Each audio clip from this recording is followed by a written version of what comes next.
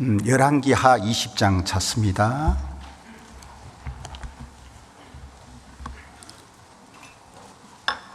열왕기하 20장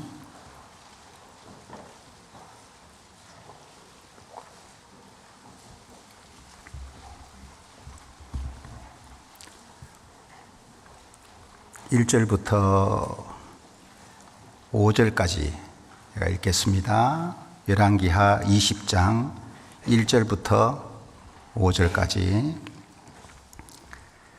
그때에 히스기야가 병들어 죽게 되매 아모스의 아들 선지자 이사야가 저에게 나와서 이르되 여호와의 말씀이 너는 집을 처치하라 내가 죽고 살지 못하리라 하셨나이다. 히스기야가 낯을 벽으로 향하고 여호와께 기도하여 가로되 여호와여 구하오니 내가 진실과 전심으로 주 앞에 행하며 주의 보시기에 선하게 행한 것을 기억하옵소서 하고 심히 통곡하더라.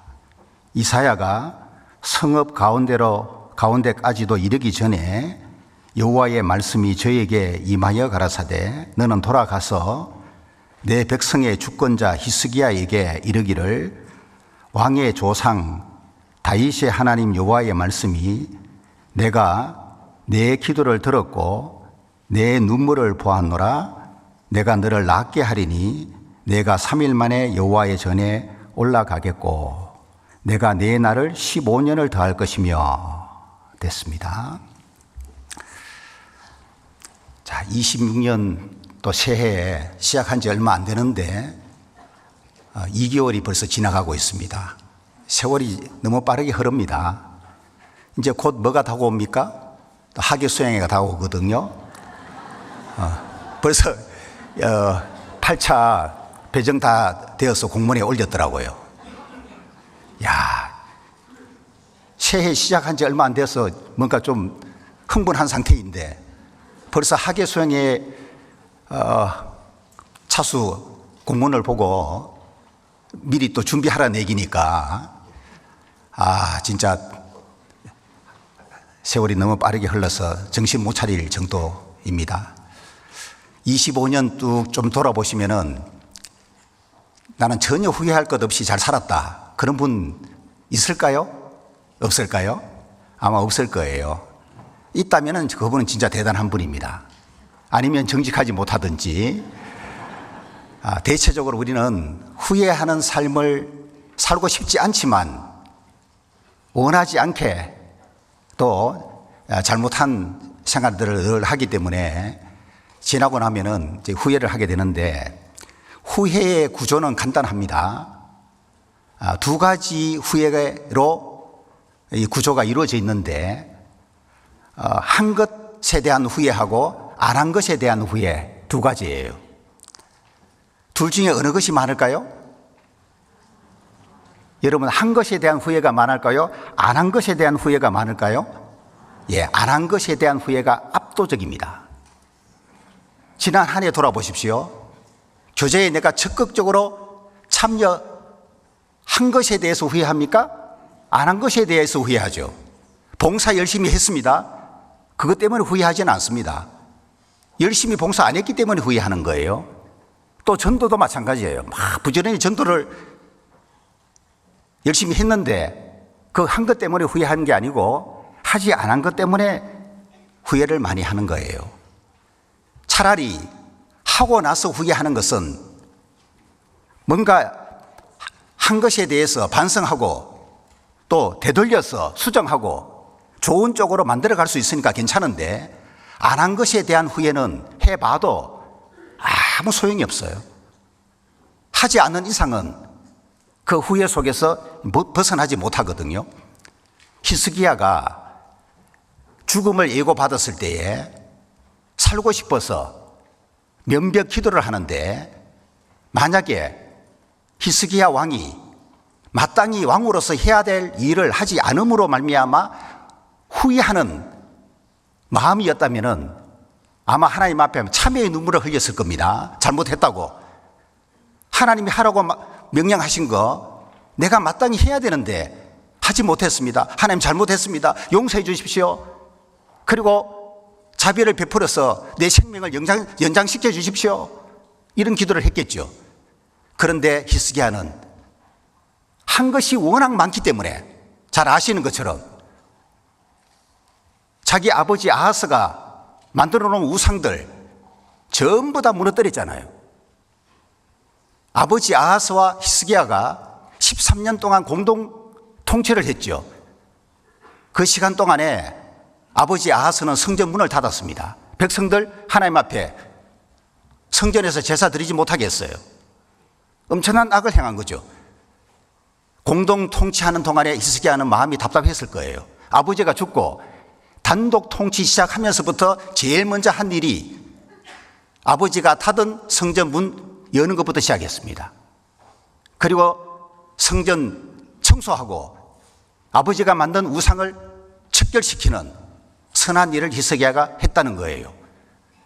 그래서 너무나도 많은 하나의 마음을 시원하게 하는 선한 일을 히스기야가 많이 했기 때문에 히스기야는 죽음을 예고받았을 때에 별로 후회하는 것이 없어요. 그래서 당당하게 하나님 앞에 살려달라고 기도하는데 참회의 눈물로 흘리는 것이 아니라 간절한 마음을 가지고 눈물로 하나님 앞에 호소합니다. 그 기도 내용이 나왔죠. 3절입니다. 여호와여 구하오니 내가 진실과 전심으로 주 앞에 행하며 주의 보시기에 선하게 행한 것을 기억하옵소서 하고 심히 통곡하더라. 하나님 앞에 생명 연장을 강구하는 히스기야의 기도 내용을 보십시오. 내가 진실과 전심으로 주 앞에서 행했습니다. 주의 보시기에 선한 그 많이 행한 거 하나님이 기억해 주시고 내 생명을 연장시켜 주십시오. 살려 주십시오. 라고 기도하고 있는데 이제 오늘 설교 제목은 진심과 전심입니다. 이 히스기야가 하나님 앞에 어떤 자세로 어떤 태도로 행했냐 하면은 진심과 전심으로 행했고 그리고 선한 일을 행하는 과정에서도 진심과 전심을 다해서 행했다는 걸 알 수가 있는데 이것이 하나님 보실 때 너무나도 중요한 마음이라고 할 수 있겠습니다. 역대상 그 뒤쪽에 29장을 보겠습니다. 역대상 29장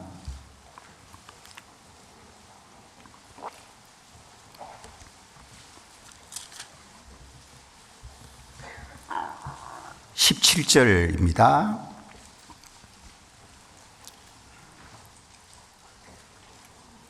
나의 하나님이여 주께서 마음을 감찰하시고 정직을 기뻐하시는 줄 내가 아나이다. 내가 정직한 마음으로 이 모든 것을 즐거이 드려사오며 이제 내가 또 여기 있는 주의 백성이 주께 즐거이 드리는 것을 보니 심히 기쁘도소이다. 성전 건축에 필요한 예물 드린 이후에 하나님께 아뢰는 기도하는 내용이죠. 내가 정직한 마음으로 이 모든 것을 즐거이 드렸습니다. 이 정직한 마음이 진심을 가리키는 거예요. 왜 다윗은 하나님 앞에 예물 드리는 데 있어서 정직한 마음, 진실한 마음, 거짓 마음이 아닌 가짜 마음이 아닌 진심으로 드렸냐 하면은 하나님이 어떤 분인지를 잘 알고 있는 겁니다. 하나님이 마음을 감찰하신다는 걸 알고 있는 거예요. 영어로는 테스트입니다. 히브리어로는 바한이라는 단어예요. 하나님이 시험하는, 사람의 마음을 시험하고 테스트하는, 검사하는 불이라는 걸 다윗이 너무나도 잘 알기 때문에 이 마음에 진실함이 없는 상태에서 외형적으로만 하나님을 섬기면은 이것이 하나님 보실 때 합당치 않다는 걸 잘 알고 있는 거예요. 그래서 하나님 앞에 드리는 데 있어서 어떤 마음으로 하느냐 중요한데 진심으로 한 거예요. 9절에 보십니다. 9절 백성이 자기의 즐거이 드림으로 기뻐하였으니 곧 저희가 성심으로 여호와께 즐거이 드림이며 다윗 왕도 기쁨을 이기지 못하여 하니라. 다윗뿐만 아니라 백성까지도 하나님 앞에 드리는데 진심으로 드렸고 또 하나는 성심으로, 여기에 전심을 가리키는 겁니다. 전심으로 여호와께 자원해서 드렸다. 이렇게 할 수 있다면 최고의 마음입니다.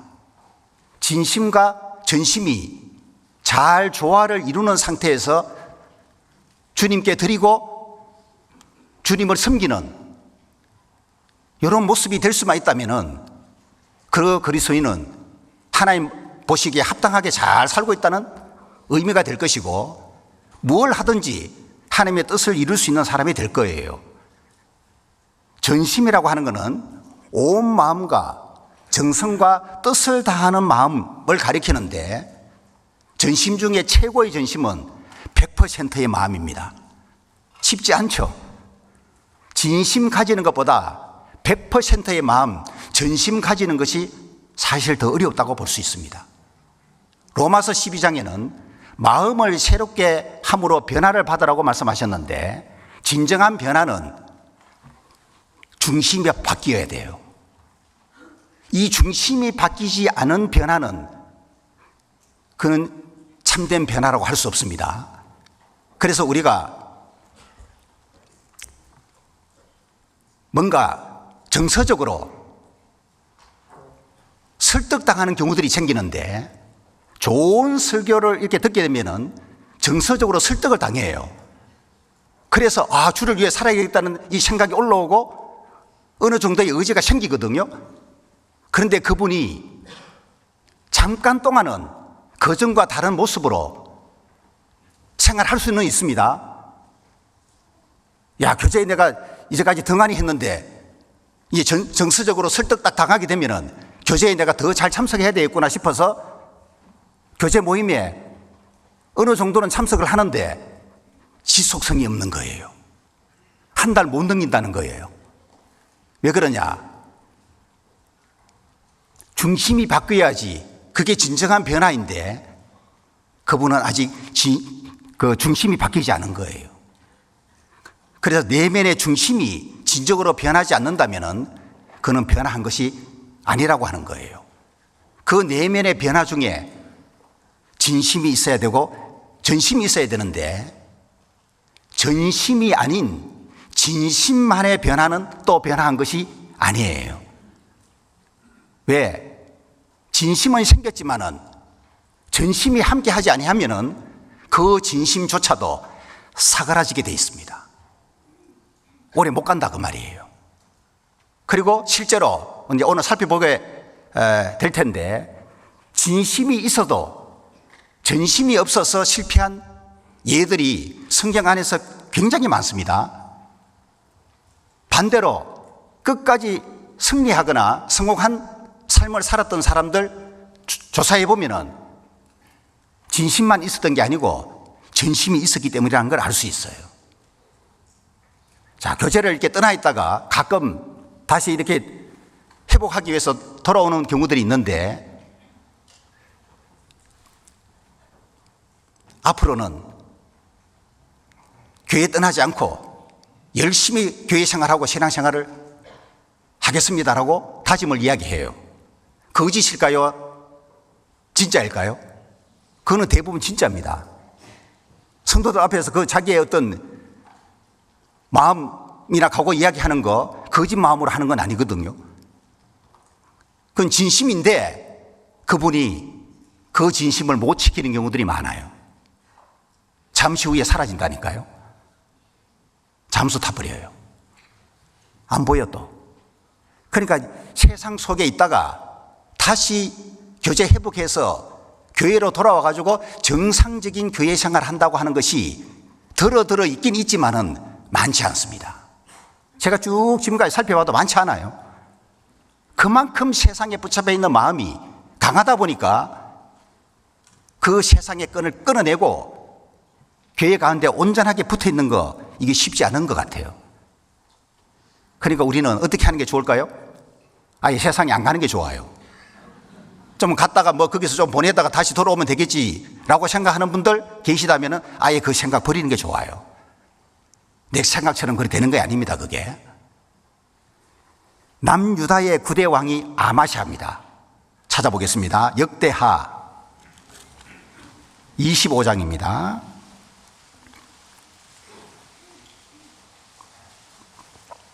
역대하 25장 2절입니다.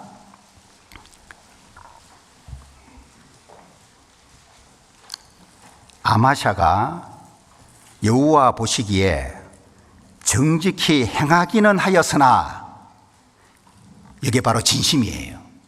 아마샤는 진심은 있었습니다, 하나님 앞에. 그런데 뭐가 없었을까요? 온전한 마음으로 행치 아니하였더라. 전심은 없었던 거예요. 자, 진심이 있었기 때문에 어느 정도 선한 일은 할 수 있는데, 전심이 없으면은 반드시 어느 정도 시간 지나면은 문제가 일어납니다. 그래서 이 아마샤가 진심은 있었지만 전심이 없었기 때문에 14절 보십니다. 아마샤가 에돔 사람을 도륙하고 돌아올 때에 에돔하고 전쟁에서 승리는 했습니다. 세일 자손의 우상들을 가져다가 자기의 신으로 세우고 그 앞에 경배하며 분향한지라, 이런 짓을 한 거예요. 예? 그러니까 진심은 분명히 있었지만은 하나님에 향한 전심이 없는 사람이다 보니 전쟁 승리하고 어떻게 해야 됩니까? 하나님께 영광 돌리고 하나님을 찬양해야 되는데, 세일 자손의 우상 가져다가 그 우상을 자기의 신으로 세우고 분향하는 거 봐봐요.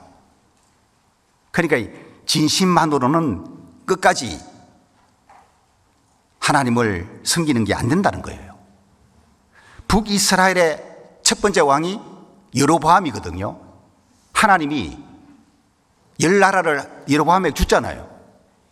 그래서 왕으로 세웠습니다. 그런데 여로보암에게 하나님이 기대한 것이 있는데 전혀 기대에 못 미쳤습니다. 그래서 여로보암에게 하나님이 책망하시는데, 그 책망하시는 내용 보면은 누구하고 비교하느냐 하면 다윗하고 비교하는 거예요. 다윗은 이러했는데 너는 왜 그래 안 했냐? 라는 내용으로 책망을 합니다. 열왕기상 14장입니다. 열왕기상 14장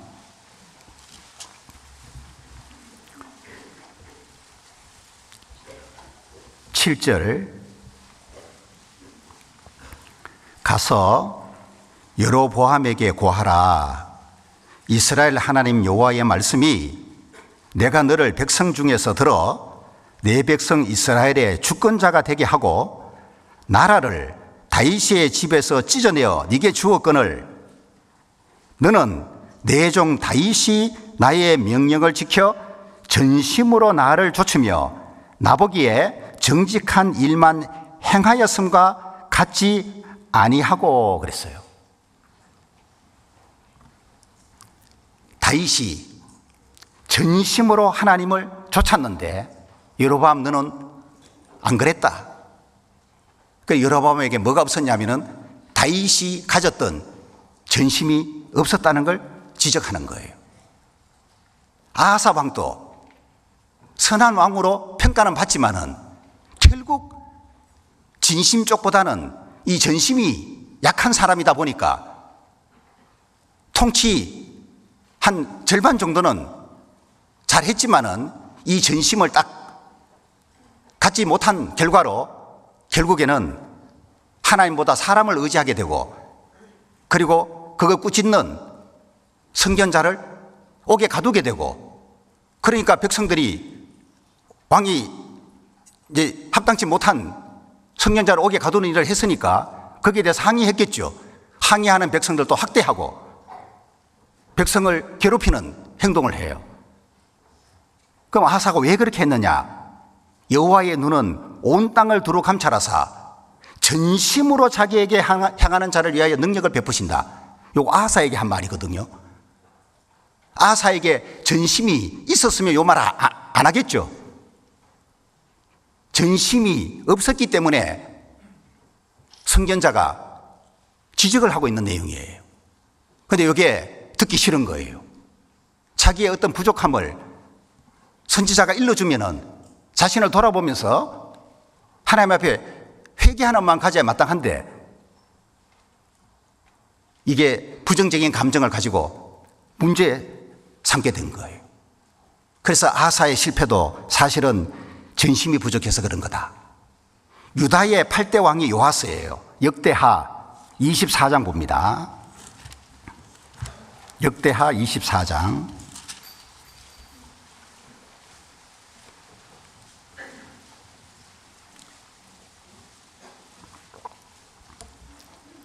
2절입니다. 제사장 요야다가 세상에 사는 모든 날에 요아스가 여호와 보시기에 정직히 행하였으며, 그러니까 제사장 요야다가 곁에 있을 동안에는 이 요아스가 진심을 가지고 행한 겁니다. 그래서 그 진심이 있었기 때문에 뭘 할 수 있었냐 하면은 4절, 그 후에 요아스가 여호와의 전을 중수할 뜻을 두고 여호와의 전을 보수하고 수리할 계획을 가지고 그 일을 잘 진행시켰습니다. 13절, 공장들이 맡아서 수리하는 역사가 점점 진취되므로 하나님의 전을 이전 모양대로 경곡해 하니라. 잘한 거죠. 여기에 하나님을 향한 진심이 요아스가 없었으면 이 일을 하지 않았을 거라 그 말입니다. 요아스가 진심이 있었기 때문에 하나님의 전을 이전 모양대로 경고하게 했다는 거예요. 자, 이건 잘했는데 17절 보시면 여호야다가 죽은 후에 유다 방백들이 와서 왕에게 절하며 왕이 그의 말을 듣고 그 열조의 하나님 여호와의 전을 버리고 자기가 견고하게 세워놓은 여호와의 전을 버리고 아세라 목상과 우상을 섬긴 거로 이 죄로 인하여 진노가 유다와 예루살렘에 임하니라. 왜 이러냐고요? 이 전심이 없기 때문에 자기가 수고해서 세워놓은 성전을 버리는 행동을 하는 거예요.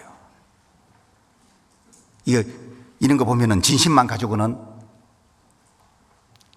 끝까지 승리하기는 어렵다. 반드시 시간 조금 지나면은 문제가 생긴다.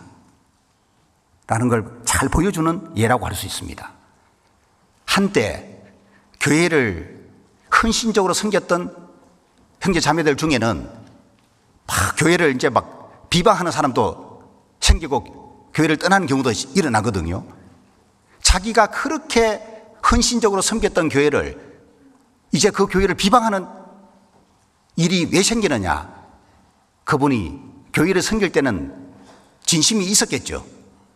이렇게 전심이 없으면은 그런 악을 행하는 경우도 발생한다. 라는 걸 볼 수 있어요. 북이스라엘의 10대 왕이 예후입니다. 열왕기하 앞에 10장.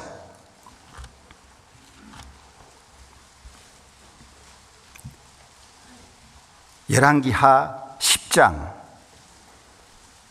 30절 보시면은 요 북이스라엘의 10대 왕 예후를 통해서 하나님이 그 아합 집안을 심판한 일을 하게 되거든요.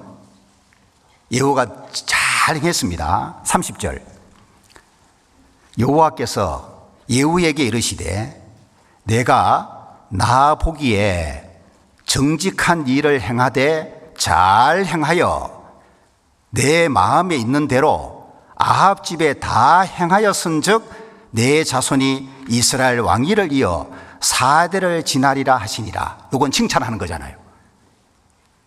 하나님이 요 예후에게 시킨 일이 있는데 이거를 여호와가 잘 행한 거예요. 그 일이 뭐냐면은 아합 집에 다 행했다.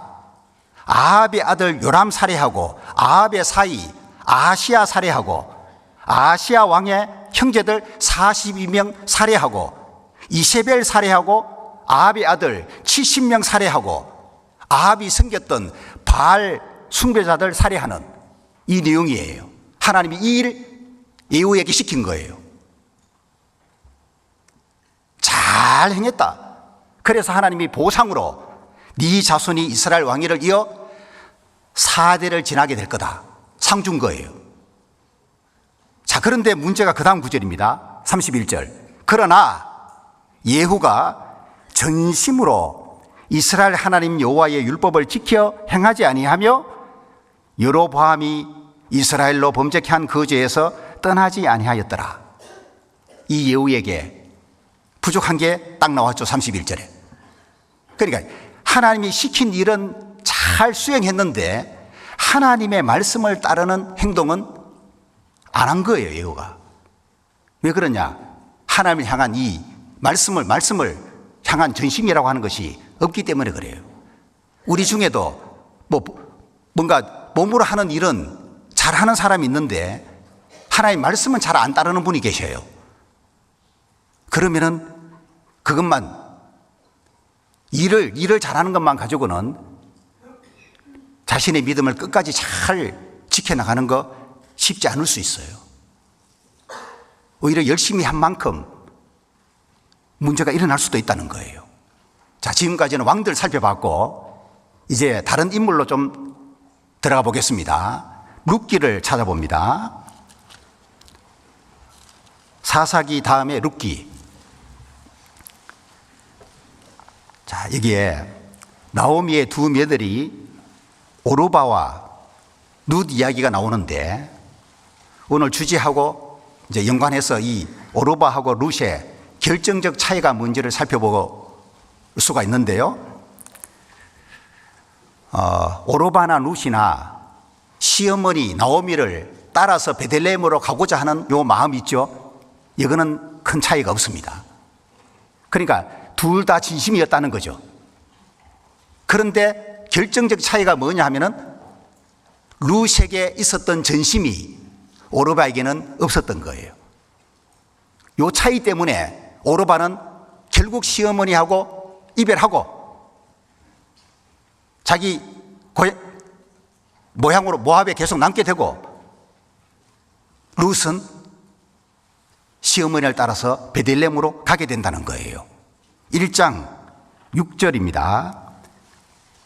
그가 모압 지방에 있어서 여호와께서 자기 백성을 권고하사 그들에게 양식을 주셨다 함을 들었으므로 이에 두 자부와 함께 일어나 오르바 룻도 함께 일어나 모압 지방에서 돌아오려 하여 있던 곳을 떠나고 두 자부도 그와 함께 하여 유다 땅으로 돌아오려고 길을 행하다가 이제 두 자부니까 둘 다 하죠. 오르바 룻 둘 다 베들레헴으로 가려고 마음을 먹었던 거예요. 9절. 여호와께서 너희로 각각 자기 남편의 집에서 편안함을 얻게 하시기를 원하노라 하고 그들에게 입맞추니 그들이 소리를 높여 울며 10절. 나오미에게 이르되 아니니이다. 우리는 어머니와 함께 어머니의 백성에게로 돌아가겠나이다. 나오미가 가만히 생각해 보니까 이 며느리 데려가서 될 일이 아닌 거예요. 왜? 자기에게 아들이 없으니까 생갑으로 살아야 되는 거예요. 그래서 나오미가 딱 정신 차리고 보니까 며느리한테 이거 너무 한다 싶은 생각이 들었겠죠. 그래서 나를 따를 것이 아니라 모압에 남아서 좋은 남자 만나가지고 재혼해라 라고 말해주잖아요. 그거 들은 두 며느리가 소리를 높이 울었단 말이에요. 그리고 10절에 우리는 어머니와 함께 어머니의 백성에게로 돌아가겠나이다. 우리는 그랬죠. 둘 다 이 말을 하게 된 거예요. 어머니를 따라가겠다고. 14절입니다. 그들이 소리를 높여 다시 울더니 둘 다 울었습니다. 오르바는 그 시모에게 입맞추되 룻은 그를 붙쫓았더라. 이게 차이예요. 그래서 오르마는 결국 시어머니 말대로 시어머니하고 헤어지고 룻은 나오미를 붙쫓았다. 이 붙쫓다는 단어가 히브리어로는 다바크인데 바삭 달라붙다는 뜻이에요. 그러니까 전심하고 아주 잘 어울리는 단어라고 볼 수 있습니다. 그러니까 오르바에게 없었던 다바크가 룻에게는 있었던 거예요. 그러니까 18절을 보시면은 나오미가 룻에 자기와 함께 가기로 굳게 결심함을 보고, 야, 이건 진짜 전심이구나. 이걸 보고 그에게 말하기를 그치니라. 더 이상 말릴 수 없다는 생각을 하고 돌아가라는 얘기하지 않고 데려가게 된다 그 말이에요. 자, 이 나오미의 두 며느리 오르바와 룻, 이 두 사례를 쭉 보면은 우리 그리스도인의 모습 중에 이 두 모습이 있을 수 있다는 거죠. 그래서 주님을 따르는 데 있어서 오르바처럼 될 수도 있고 룻처럼 될 수도 있는데 무엇의 차이냐? 진심에는 차이가 없는데 이 전심이 있냐 없냐에 따라서 이런 차이가 생긴다는 걸 잘 교훈받게 된다는 거예요. 그 우리 역시 룻 같은 전심이 없으면은 다바크가 쉽지 않다. 주님과 바싹 달라붙는 교회와 끝까지 붙어서 함께하는 믿음 생활 해야 되는데 그죠? 쉽지 않다. 그래서 전심이 있어야 된다. 그리고 이 진심이라고 하는 것이 한 가지만 있는 경우가 아니고 두 가지 진심이 공존하는 경우들이 있어요. 그런데 그 두 가지 진심이 서로 모순이 된다는 거예요. 그래서 내 안에 모순되는 두 가지 진심이 공존하게 되면은 충돌이 생기겠죠? 상충하는 일이 생기는 거예요. 이 예를 또 한번 찾아보겠습니다. 누가복음 18장. 누가복음 18장.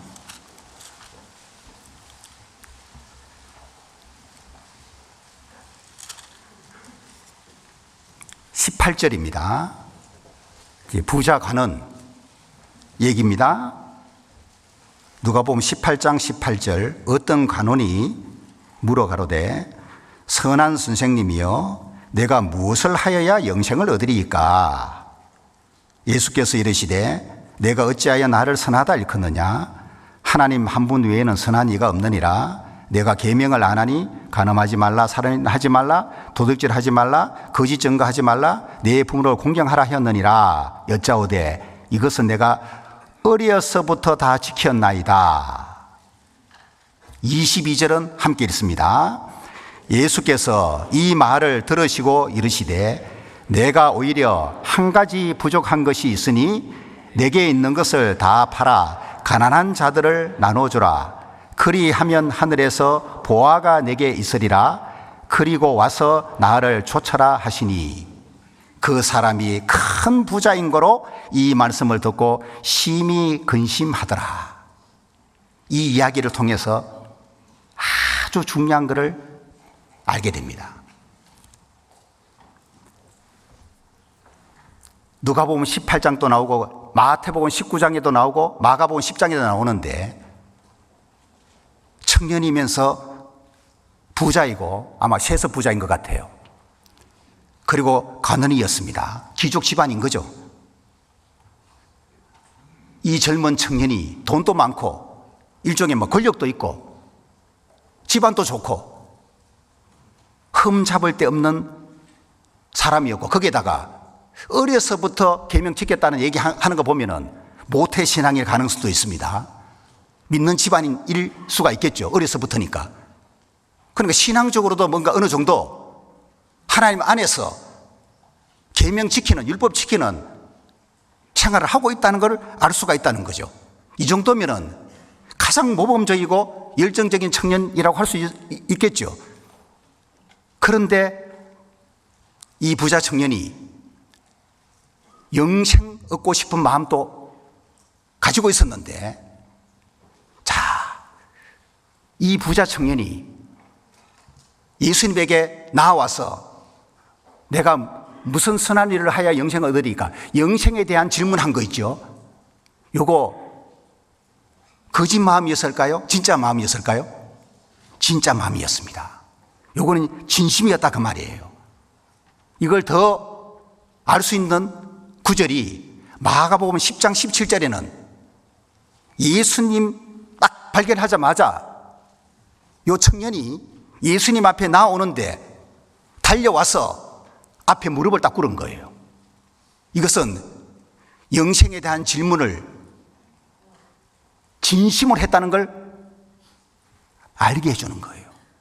정말 진지한 마음으로, 진실된 마음으로 영생 얻고자 하는 마음 가지고 예수님 앞에 내가 무엇을 하여야 영생을 얻을 수 있냐고 물은 거예요.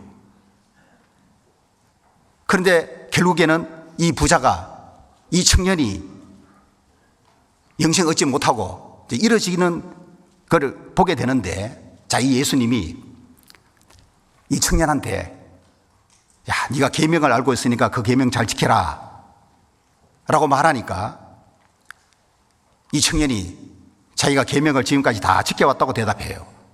그때 예수님이 이 청년에게 하는 말 22절, 예수께서 이 말을 들으시고 이르시되 네가 오히려 한 가지 부족한 것이 있다. 어려서부터 계명 다 지켰다고 말하니까, 그리고 아직도 무엇이 부족하냐고 물으니까 예수님이 네게 한 가지 부족한 것이 있다. 여러분, 이 말이 99%는 다 됐으니까 1%만 더 하면 되겠다는 의미일까요? 아니에요. 그러면은 자기 의로 영생 얻는다는 말이 되니까 성경하고 안 맞아요, 그거. 사람 율법의 행위로는 어렵다 하면 얻을 수가 없는 거기 때문에. 그러니까 예수님이 오히려 한 가지 부족한 것이 있다, 이 말은 99% 다 됐으니까 1%만 더 하면 되겠다는 의미로 하신 말씀이 아니라는 거예요. 이 말씀을 의역해 보면은 이런 뜻이 됩니다. 자, 너는 진심으로 영생을 구하는 거나, 요거는 예수님도 인정해 준 거예요. 그런데 너에게는 영생에 대한 진심만 있는 게 아니구나. 또 다른 진심이 있구나. 이런 의미로 이해할 수가 있다는 거예요. 오히려 한 가지 부족한 것이 있다는 요 말씀이 이 부자 청년에게 영생에 대한 진심만 있는 게 아니고 다른 진심이 더 있다는 거예요. 그 다른 진심이 뭘까요? 돈에 대한 진심이에요. 재물에 대한 진심이에요. 그래서 이 부자 청년에게 네가 영생을 구하는 것만이 진심이 아니고 또 다른 진심이 있는데, 그게 바로 재물에 대한 진심이다. 이 얘기를 지금 하는 거예요. 그래서 예수님이 너 돈이냐 영생이냐 선택해야 된다. 네 앞에, 자, 영생 네 앞에 있어. 돈인지 영생인지 선택해야 돼. 라는 의미로 지금 말씀을 하셨다고 볼 수 있어요. 자, 두 가지 진심이 이 청년 안에 공존하고 있죠. 영생에 대한 진심 하나 하고 재물에 대한 진심 또 있죠. 자, 이 두 가지 진심이 이 청년 안에 공존하고 있어요. 그런데 서로 충돌하고 있는 거예요. 자, 두 가지 진심이 존재할 때 반드시 기억해야 할 것이 있습니다. 두 가지 다 똑같은 진심이라고 하는 건 없는 거예요. 둘 중에 하나는 전심입니다. 그래서 전심이 어느 쪽으로 내 전심이 가 있냐에 따라서 그쪽을 선택하게 돼 있는데, 요 부자 청년의 실체가 예수님을 딱 만나서 드러나게 돼 있는 거예요. 돈이냐 영생이냐 선택해야 될 걸 딱 질문 받았을 때에 이 청년 안에 격렬하게 반응이 일어난 거예요. 갈등이 일어나게 된 거예요. 그래서 성경은 이 청년이 큰 부자인 거로 이 말씀을 듣고 심히 근심하더라. 재물이 많은 거로 슬픈 기색을 띠고 근심하며 가니라 라고 기록하고 있어요. 재물이 많은 거, 부자였기 때문에 결국에는 이 청년이 영생에 대한 진심이 있었지만은 영생 얻지 못한 이유가 재물에 대한 요 진심이 있었는데 요것이 바로 이 청년에게는 전심이었다 그 말이에요. 그래서 두 가지 진심이 공존할 때에 둘 다 같은 진심은 없어요. 둘 중에 하나는 전심이다. 만약에 이 청년이 전심이 영생 쪽에 있었다면은 가감하게 재물 포기하고 영생을 선택했겠죠. 그런데 격렬하게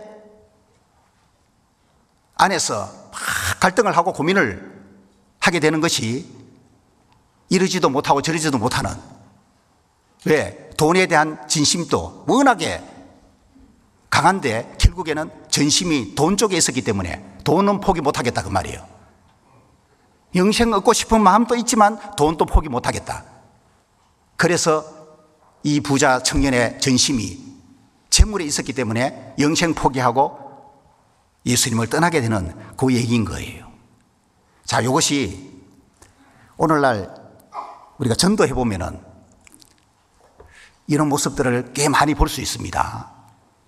자, 전도 집회를 딱 하면은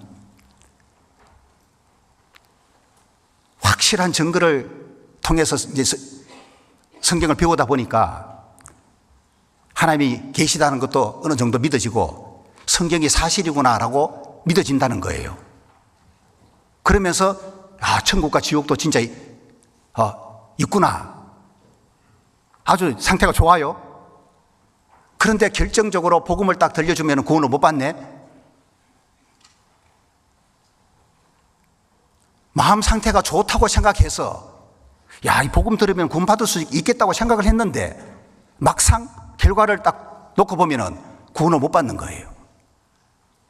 어떤 사람은 여러 번 이렇게 들려줘도 구원을 못 받아요. 마음이 안 좋은 건 아니에요. 물어봅니다. 정말 지옥 안 가고 천국 가고 싶은 마음이 있냐고. 있다는 거예요. 그럼 그 사람이 거짓 마음이냐? 아니에요. 성경이 믿어진 상태이기 때문에 천국 가고 싶은 마음이 있는 게 진심이에요. 그런데 왜 복음을 전해줬는데도 구원 못 받냐? 그 사람 반드시 다른 진심이 있는 거예요. 그래서 대부분 세상 즐기고 싶어서, 특히 가난한 사람보다는 좀 경제적인 여유가 되는 사람들은 이제 돈을 자유롭게 쓸 수 있는 경제력이 있다 보니까 세상 즐기면서 살고 싶은 거예요. 어떤 분은 막 골프 때문에 골프 치는 재미에 빠져가지고 아무리 아내가 전도해도 구원을 못 받는 거예요. 왜? 천국보다 지금 골프 치는 게 더 재미있는 거예요. 그래서 이런 경우는 전도할 때에 우리가 좀 참조할 필요가 있다는 생각 들어요. 정말 구원받고 천국 가고 싶다는 마음이 진심일지라도 그분 안에 세상적인 다른 진심이 반드시 있을 텐데 그거 있다고 보면 될 거예요. 그런데 전심이 영생 얻는 쪽에 있냐, 구원받는 쪽에 있냐, 아니면 세상 쪽에 있냐, 요 차이거든요. 그러니까 세상 즐거움 쪽에 전심이 가 있으면은 그분 복음 들어도 구원 못 받습니다. 천국에 대한 진심이 있다 할지라도. 그래서 요거 참조해가지고 전도할 때에 천국에 대한 진심만 생각하지 말고 또 다른 진심이 이분이 있을 텐데, 요것이 전심이 아니면 괜찮은데 이쪽이 전심이 돼버리면은 결국에는 구원 못 받게 되는 그런 결과가 생긴다는 거, 요것을 좀 생각하는 게 좋겠어요. 그래서 손이 범죄케 하거든 손은 찍어라. 저 손 하나 찍을 수 있냐? 물어보거든요, 상담할 때. 그 찍을 수 있다고 말하는 사람은 진짜 된 거예요, 준비가. 근데 손 하나 찍을 자신이 없어. 그렇게까지는 못하겠다고. 뭐 천국이 좋긴 하지만, 가고 싶긴 하지만은 손 하나 찍어서까지 나는 안 가고 싶다고. 준비 덜 된 사람이 있어요. 어떤 사람이 물에 빠졌는데 헤엄을 못 쳐가지고 죽을 위기에 처해 있어요. 그런데 그분이 뭘 걱정하느냐? 오늘 새로 사 입은 옷 걱정하고 있네요. 호주머니 속에 지금 돈 들어있는데 돈 걱정하고 있네. 이게 아직 정신 못 차리고 있는 거예요. 그러니까 준비가 안 된 거예요. 그런데 그분 또 구원받고 천국 가고 싶다고 말해요. 근데 그게 진심일지라도 아직 이 세상에 잘 살고 싶은 또 다른 진심이 있고 그쪽이 전심이기 때문에 사실은 복음 들려줘도 구원받기가 어렵습니다. 그래서 선택의 기로에 딱 서서 반드시 하나만 선택해야 하는 순간 어느 쪽으로 엎어지느냐 보면은 엎어지는 쪽이 진짜 나예요. 그래서 이 부자 청년은 어느 쪽으로 엎어졌습니까? 재물 쪽으로 엎어진 거예요. 그래서 결국에는 이 부자 청년의 실체가 재물에 있었다고 하는 것이 딱 드러나 버리게 된 거예요. 자, 그런데 삭개오는 달랐죠. 삭개오도 부자였지 않습니까? 그런데 이 삭개오는 정말 구원받고 싶은 마음이 있었고, 그래서 자기 집으로 예수님을 초청을 했고, 구원받고 싶은 마음이 진심인가 동시에 그게 전심이었기 때문에 삭개오가 예수님에게 하는 말이 주여 보시옵소서, 내 소유의 절반을 가난한 자들에게 주겠습니다. 만일 내가 누구 거 빼앗아서 취한 거 있다면 4배나 갚겠습니다. 재물에 대한 미련이 딱 끊어버린 거예요. 구원받을 수만 있다면 내가 가지고 있는 재산 팔아가지고 절반이라도 난 가난한 사람이 줄 수 있다고. 이거 보면은 부자 청년하고 완전 대조가 되지 않습니까? 재물에 대한 진심이 이 삭개오에는 없는 거예요. 오로지 구원받는데, 영생 얻는데 진심과 전심이 딱 집중되어 있기 때문에 삭개오는 쉽게 구원을 받게 되는 거예요. 두 가지 진심이 존재할 때 반드시 기억하십시오. 두 가지 다 똑같은 진심이란 없어요. 그 중에 하나는 반드시 전심입니다.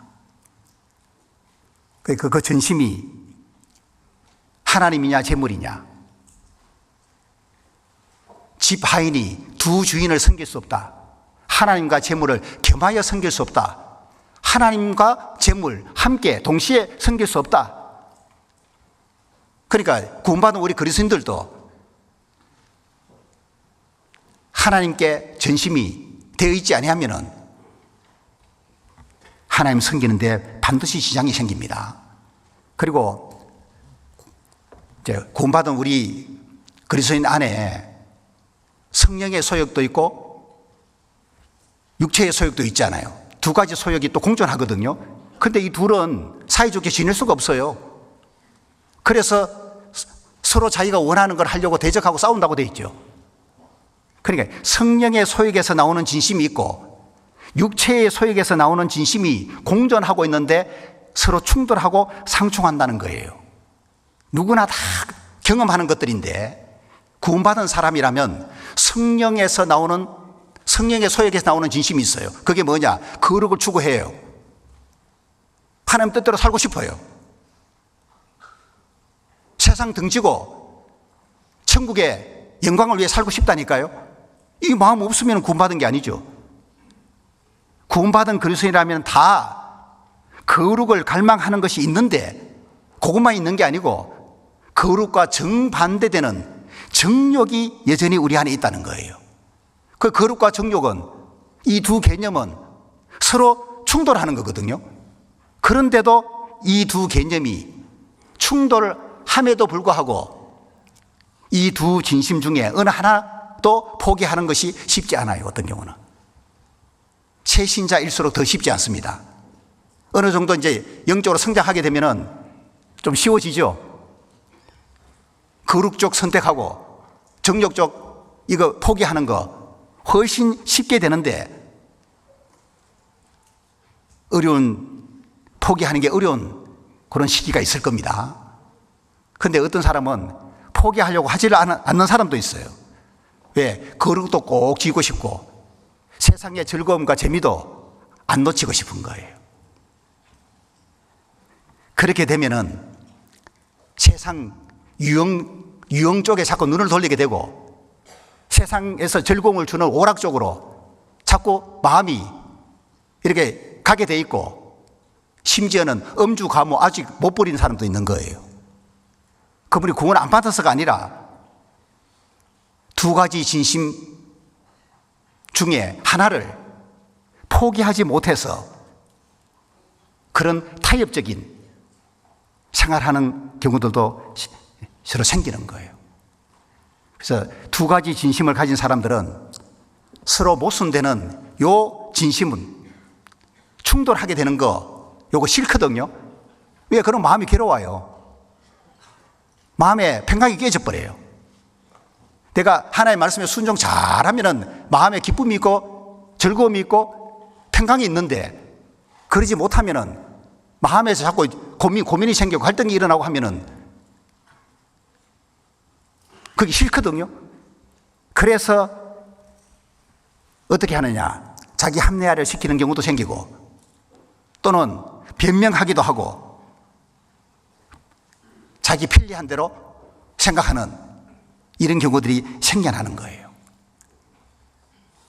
너 진짜 주를 위해 살고 싶어? 라고 물으면은 진짜 그 마음이 있다고 반응을 해요. 이거는 진심이에요. 그런데 또 다른 순간 정욕이 딱 자기를 유혹하면은 크게 또 끌려가는 이런 일들이 생긴다는 겁니다. 자, 두 가지 진심이 존재할 때에 둘 중에 하나는 전심이다. 가나안 땅을 정탐하러 갔던 12명하고 12명을 10명하고 2명으로 딱 구분해 보면은 오늘 주제하고 차이를 느끼게 돼요. 자, 10명은 두 가지 진심을 갖고 있었습니다. 40일 동안 가나안 땅을 탐지를 했는데 돌아와서 모세에게 보고할 때 12명 다 똑같이 과연 젖과 꿀이 흐르는 땅이더라 라고 보고를 해요. 요거는 호평한 거잖아요.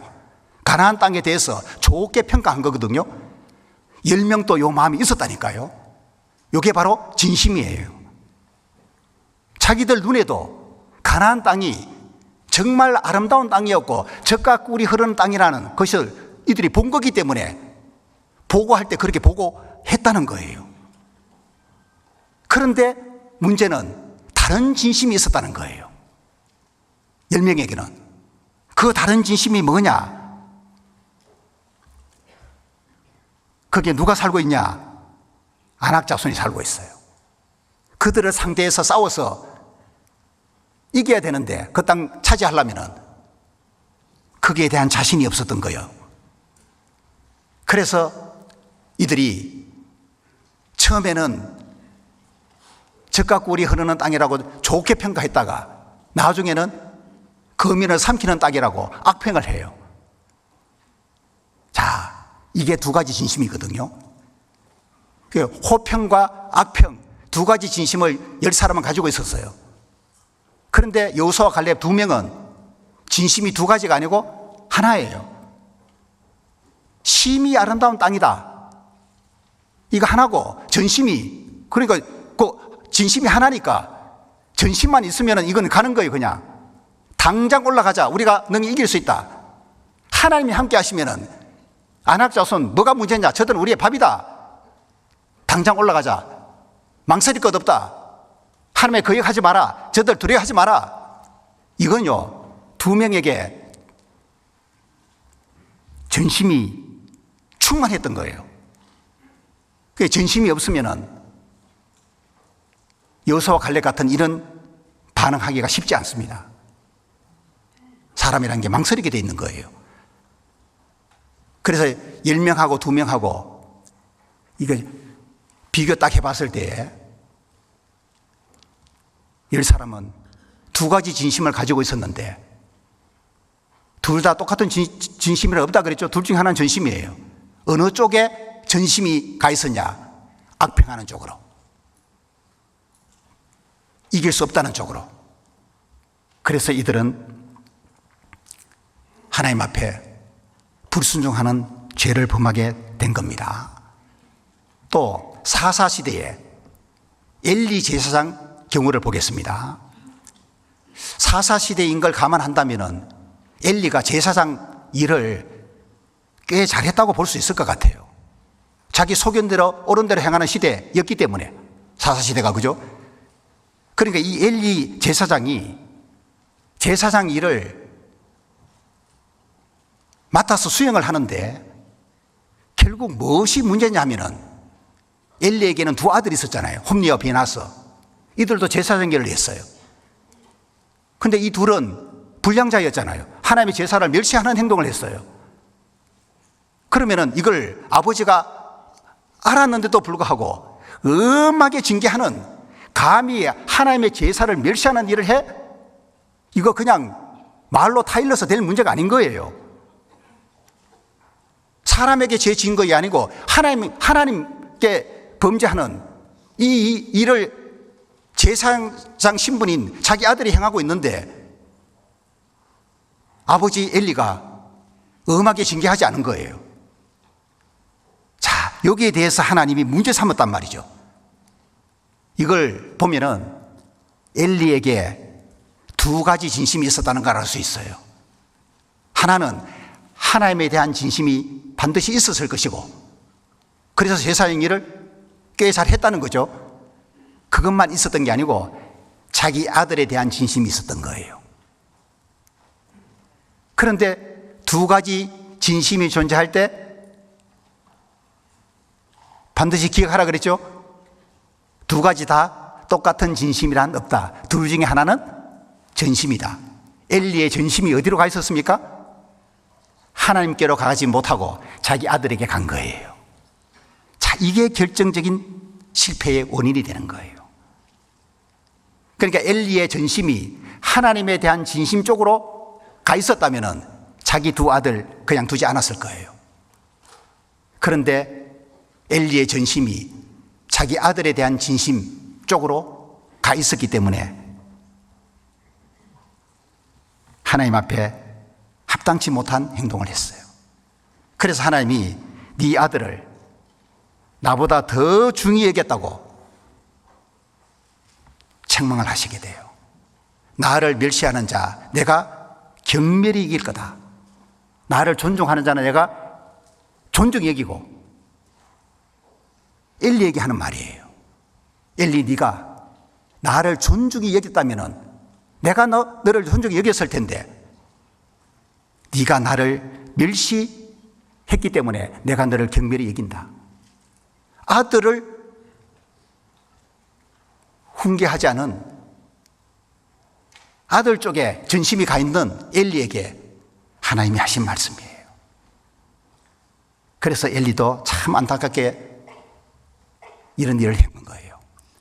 그런데 엘가나와 한나 부부, 사무엘을 서원을 통해서 얻은 이 부부가, 한나가 서원 지키기 위한 진심하고 아들을 소유하고 싶은 진심하고 이 두 가지 진심이 있었을까요? 아니라고 봐야 돼요. 성경 안에 고민하는 흔적이 안 나와요. 성경에는 기록이 되어 있잖아요. 갈등하는 내용은 안 나온다니까요.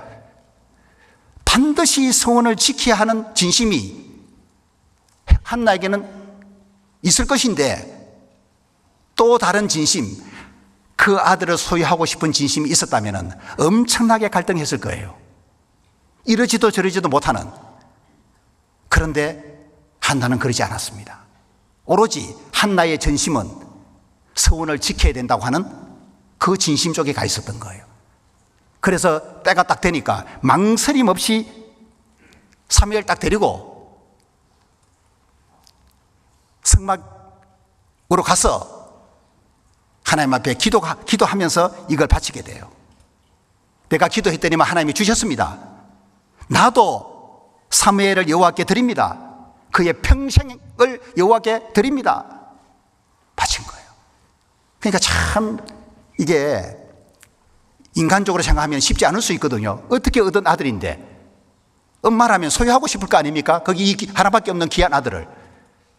그런데 한나의 전심이 서원을 하나님께 서원 지켜야 된다고 하는 이쪽에 확고하게 딱 가 있다 보니까 갈등하지 않고 그대로 서원 지키는 쪽으로 행동했다는 거예요. 이거 보면은 전심이 얼마나 중요한지를 잘 알게 돼요. 전심만 있으면은 하는 게 순종하는 거 그죠? 어렵지 않아요. 왜 하나님 뜻대로 사는 게 어려웠냐? 진심이 부족한 것보다 전심이 없어서 그런 거예요. 그 전심을 키워가야 됩니다. 말씀 배우는 가운데에 그 전심을 자꾸 강화시켜 나가는 시간들을 갖는 게 필요해요. 사울 왕 너무 잘하니까 사울 왕을 통해서 교훈 얻는 것들이 상당히 많은데 결국 사울 왕이 마지막 하나님이 재기의 기회 주셨잖아요. 그게 뭐냐? 아말렉 진멸하라고. 마지막 기회였거든요. 남김없이 다 진멸하라고 하나님이 사무엘 보내가지고 명령 내렸는데 결국에는 실패를 하게 돼요. 그 사울 왕이 왜 실패하게 되느냐? 아말렉 진멸하라는 하나님의 명령 행하는 쪽에만 진심이 있었다면, 그죠? 그리고 그쪽에 전심이 있었으면은 실패하지 않았을 거예요. 사울 왕에게는 두 가지 진심이 있었던 거예요. 하나는 아말렉을 진멸하는 일을 잘 해야 되겠다는 진심이 있었어요. 그런데 그 진심만 있었던 게 아니고 또 다른 진심, 전리품에 대한 탐욕이 있었던 거예요. 그런데 이 두 가지 진심 중에 사울의 전심은 어디에 가 있었냐? 하나님 말씀 온전히 순종하는 쪽보다는 전리품 쪽에 가 있었던 거예요. 그래서 실패를 하게 돼요. 이거는 한번 찾아보겠습니다. 사무엘상 15장. 사무엘상 15장.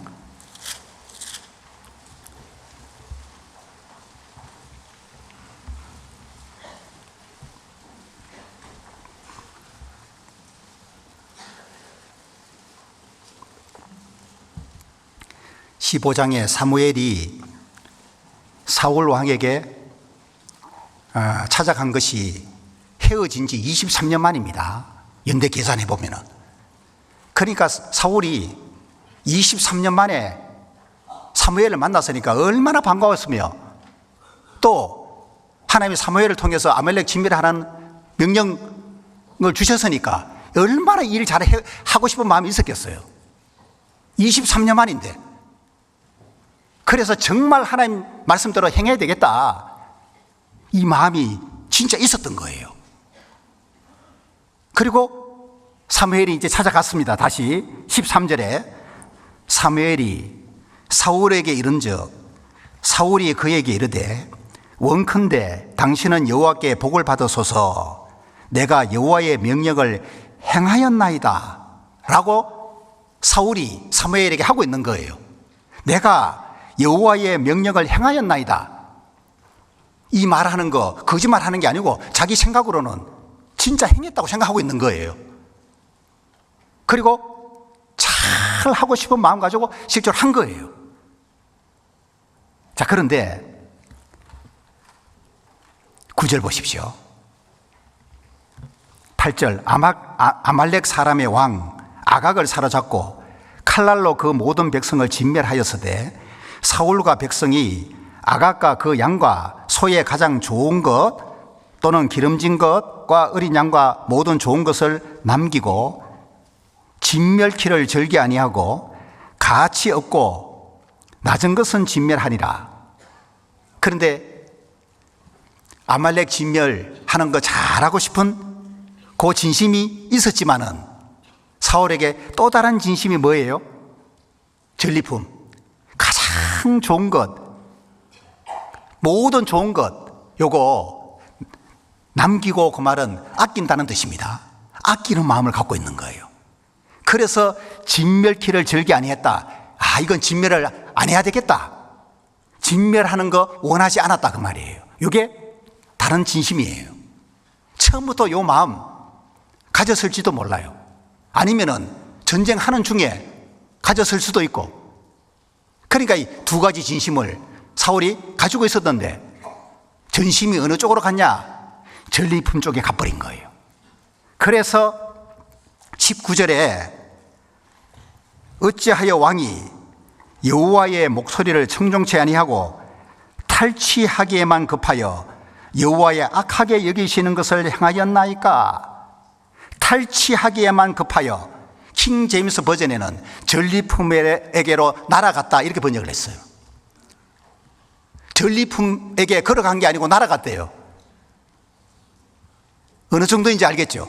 전리품에 대한 탐욕이 엄청났다 그 말이에요. 그리고 사울의 전심은 그 전리품 쪽에 가 있었던 거예요. 그래서 부분적으로는 순종했지만은 온전한 순종을 하지 못하고 실패했다. 이거를 보여주는 거예요. 자, 아브라함 경우를 잠깐 살펴볼까요? 백세에 얻은 이삭, 하나님이 모리아산에 번제로 바치라고 명령했죠. 테스트 한 거잖아요.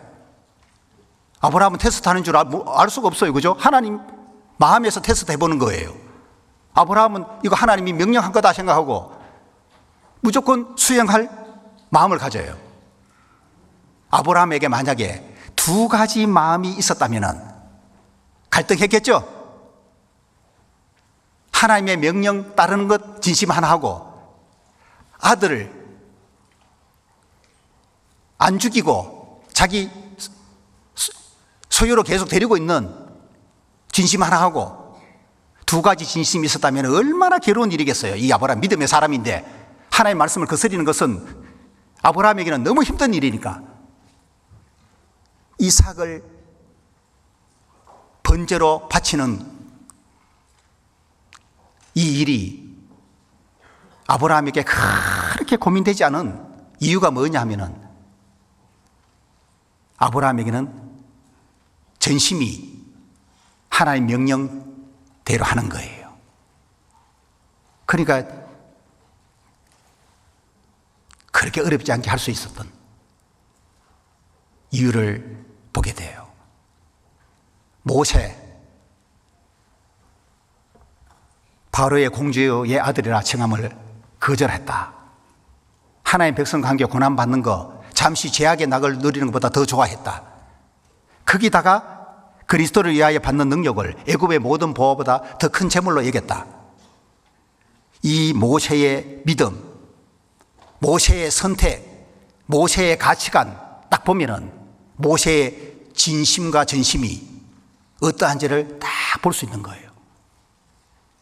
오로지 모세의 전심이 하나님 쪽에 딱 가 있기 때문에 그 자리를 포기하고 버릴 수 있다고 하는 거 볼 수가 있어요. 예수님을 많은 무리가 따랐습니다. 그 무리를 바라보시면서 예수님이 하신 말씀이 있어요. 누가복음 14장입니다.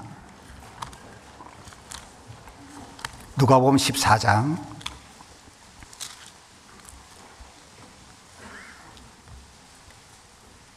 25절입니다.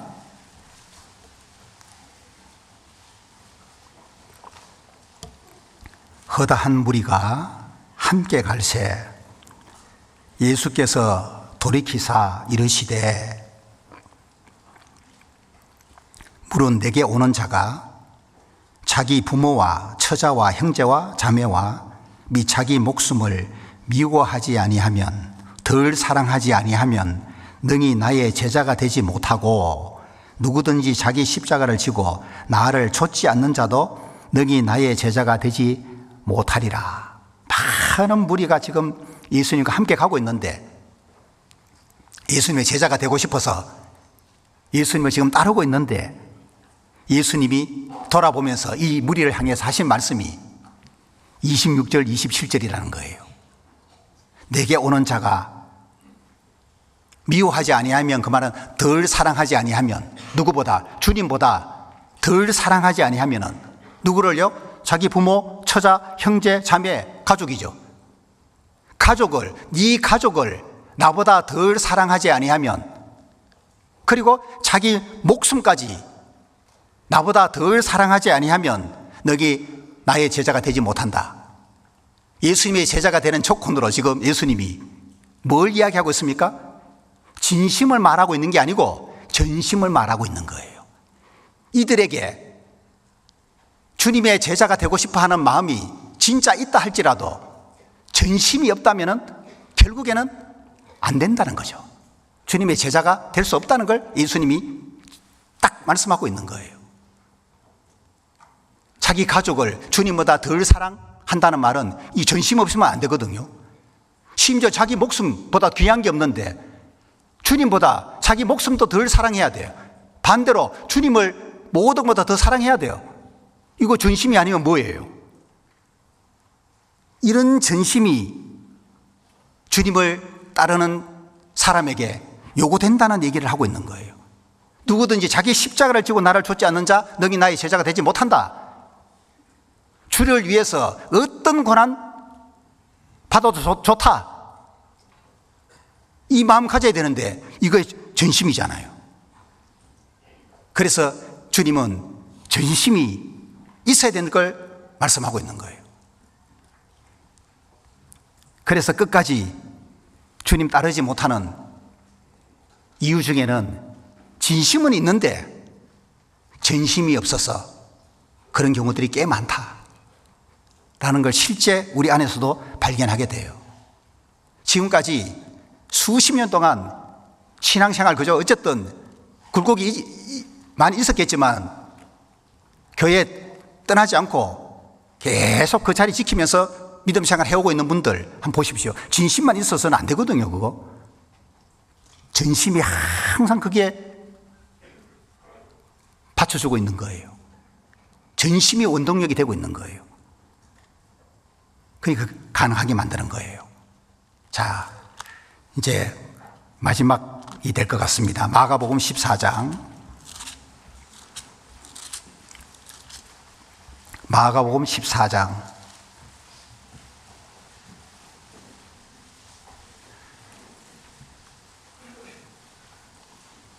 예수님의 진심과 전심 살펴보겠습니다. 자, 예수님이 36절에 가라사대 아바 아버지여 아버지께는 모든 것이 가능하오니 이 잔을 내게서 옮기옵소서.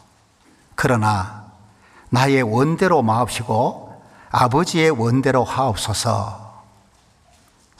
34절 말씀하시되 내 마음이 심히 고민하여 죽게 되었으니 너희는 여기 머물러 껴 있으라 하시고. 자, 예수님에게 어떤 진심이 있었냐 하면은 두 가지 진심이 있었어요. 진심이 두 가지라 해서 무조건 나쁜 건 아닙니다.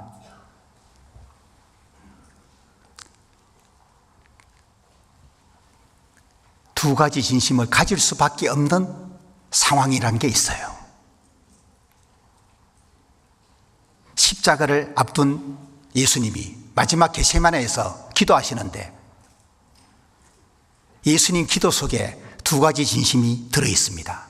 하나는 아버지께서는 모든 것이 가능하오니 이 잔을 내게서 옮기옵소서. 여기 하나예요. 예수님이 십자가에 안 죽는 거 진심입니다. 예수님이 십자가에 죽지 않고도 죄인들이 구원받을 수 있는 길이 있다면 왜 하나님에게 능력이 있으니까 이 방법 외에 내가 안 죽고도 죄인들이 구원받을 수 있는 길 있다면 하나님 그렇게 해 주십시오. 진심이라니까요. 그런데 그 진심만 있었던 게 아니죠. 다른 진심이 또 있었죠. 그러나 나의 원대로 마옵시고 아버지의 원대로 하시옵소서. 이게 다른 진심이에요. 내가 바라는 대로 하지 말고 하나님이 원하시는 대로 하십시오. 예수님에게 두 가지 진심이 있었어요. 자, 그런데 이 두 가지 진심이 존재할 때에 둘 중에 하나는 전심이라 그랬죠? 예수님의 전심은 어디로 향했냐? 안 죽는 쪽이 아니고 하나님의 뜻은 예수님이 십자가에 죽는 쪽이니까 예수님의 전심은 십자가에 달려 죽는 쪽으로 가 있었던 거예요.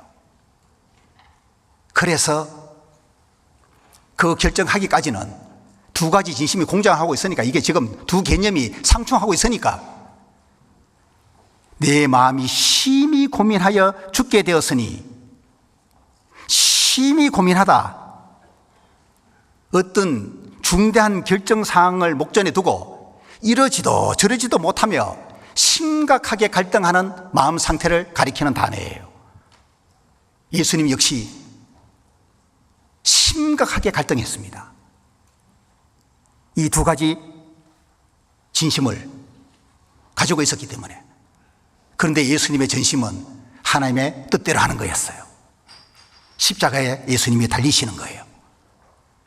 그래서 마지막 예수가 힘써 기도하는 가운데에 땀방울이 핏방울이 되듯이 기도하는 가운데에 결정 내린 거예요. 이러지도 저러지도 못하는 막 갈등 상태에 있다가 이제 확 결정을 내렸어요. 그 이후부터 예수님은 더 이상 갈등하지 않습니다. 결정 내리기 전에 보통 갈등하거든요. 딱 결정 내리면은 이제 담대하게 가는 거예요. 우리 역시 이 정도는 아니어도 예수님처럼은 아니어도 주님을 위해 사는 데 있어서 주님을 따르는 데 있어서 이러지도 저러지도 못하고 심각하게 갈등하는 마음의 상태 있을 수 있거든요. 그럴 때에 내 전심이 어디로 향하느냐 이게 중요해요. 그래서 너무 막 육신에 따라서 결정 내리지 마시고 하나님의 뜻대로 할 수 있는 쪽으로 신중하게 이 결정 내려가지고 하나님의 뜻을 이루는 삶이 되도록 만들어가는 게 좋다라는 말씀을 드립니다. 오늘 진심과 전심이라는 주제로 말씀을 드렸는데요. 진심도 중요하지만 전심이 있냐 없냐에 따라서 삶 자체가 달라진다라는 교훈을 생각해 봤습니다. 좀 더 전심을 이렇게 키울 수 있는 우리 형제 자매님들이 되시기를 바라겠습니다. 벌써 보따리 삽니까? 말하고 있는 중인데 한 10분 더 할까요? 예, 전심 배우는데 그러시면 안 되죠. 그리고 광고 시간에도 끝까지 이렇게 쫙 남아서 광고 듣고 일어나는 그게 전심 속에 들어가요. 예. 그래서 잘 신앙생활에 활용해서 도움 받으시기를 바라겠습니다. 자, 기도하고 마치겠습니다.